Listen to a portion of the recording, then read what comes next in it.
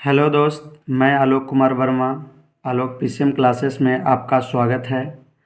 आज हम कुछ रसायन शास्त्र के प्रश्न उत्तर लाए हैं।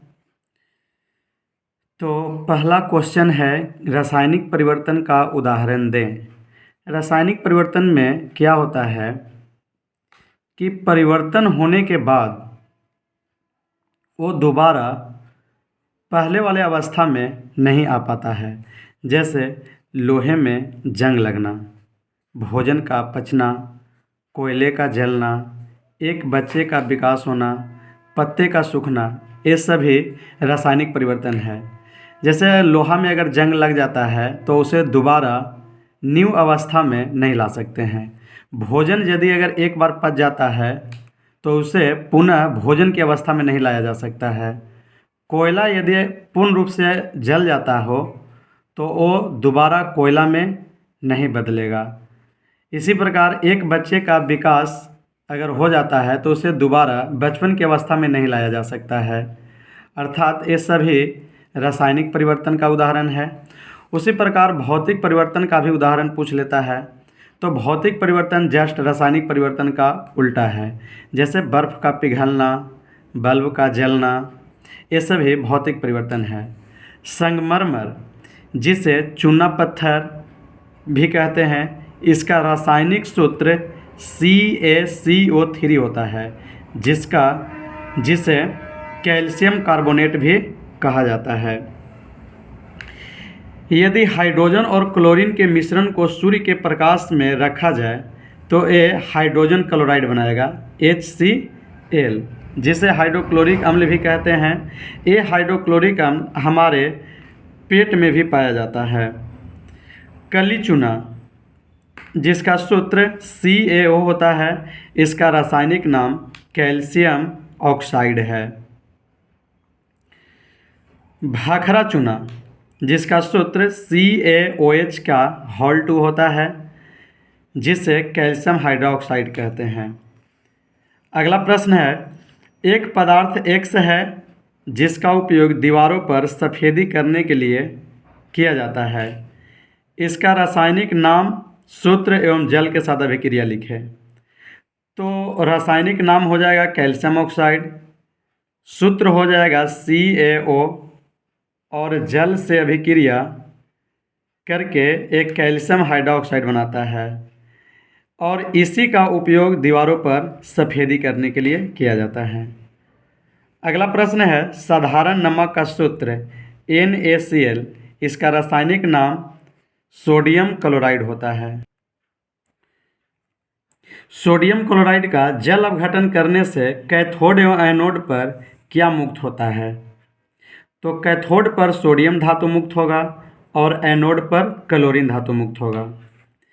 जल का वैद्युत अपघटन करने से कैथोड पर हाइड्रोजन और एनोड पर ऑक्सीजन मुक्त होता है।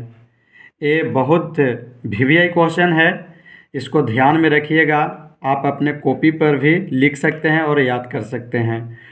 फोटोग्राफी में प्रयुक्त होने वाली फिल्म की सतह पर किस पदार्थ का लेप चढ़ा होता है? तो सिल्वर ब्रोमाइड होता है, जिसका सूत्र AgBr होता है। कृत्रिम वर्षा के लिए कौन सा पदार्थ जिम्मेवार है? तो सिल्वर आयोडाइड, और इसका सूत्र Agi होता है। ग्लूकोज एवं फ्रक्टोज दोनों का सूत्र सेम होता है, जो C6H12O6, जिसमें कार्बन के 6 परमाणु, हाइड्रोजन के 12 परमाणु और ऑक्सीजन के 6 परमाणु रहता है। चीनी का रासायनिक सूत्र C12H22O11 होता है।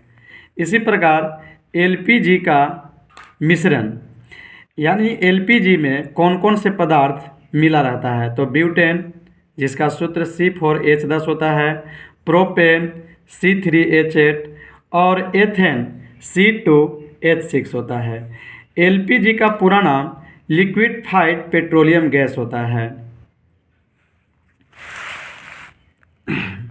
इसी प्रकार मोमबत्ती का रासायनिक नाम पेंटाकोसेन होता है, इसका सूत्र C25H52 होता है।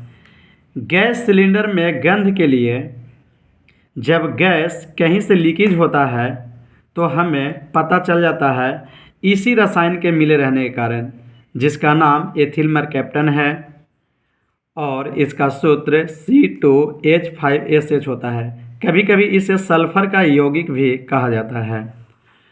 अगला प्रश्न है, कौन सा पदार्थ बिना ज्वाला के जलता है? तो आपका आंसर कोयला होगा। शरीर में भोजन का पचना कैसी अभिक्रिया है? तो ये ऑक्सीकरण अभिक्रिया है। इसी प्रकार आप सब्जेक्टिव में इस क्वेश्चन का अभ्यास कर सकते हैं। रासायनिक अभिक्रिया क्या है? अभिकारक एवं प्रतिफल को उदाहरण से परिभाषित करें। रासायनिक समीकरण क्या है? संतुलित एवं असंतुलित रासायनिक समीकरण को उदाहरण से समझाएं। अभिकारक एवं प्रतिफल के बीच तीर चिन्ह क्यों देते हैं? रासायनिक समीकरण को संतुलित क्यों किया जाता है? विस्थापन अभिक्रिया क्या है? उदासीनीकरण अभिक्रिया क्या है? ऊष्माक्षेपीय एवं ऊष्माशोषी अभिक्रिया से आप क्या समझते हैं? कॉपर सल्फेट के विलयन में लोहे का टुकड़ा डालने से विलयन का रंग बदल जाता है, क्यों? प्रकाश रासायनिक अभिक्रिया क्या है? ऑक्सीकरण या अवकरण अभिक्रिया क्या है? रेडॉक्स अभिक्रिया क्या है? दहन के आवश्यक शर्त को लिखें। दहन के अपोषक पदार्थ का नाम लिखें। ज्वलन ताप क्या है? बासी भोजन क्या है? और बासी भोजन को दुर्गंधित होने से बचाने का उपाय।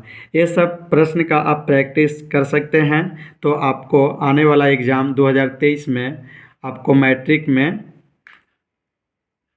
फ़ायदा होगा। तो यदि आप मेरे चैनल पे नए हैं तो चैनल को सब्सक्राइब कर दें, आलोक PCM क्लासेस को। तो आपको ऐसे ही छोटा छोटा प्रयास आपको हेल्पफुल साबित करेगा। So thank you.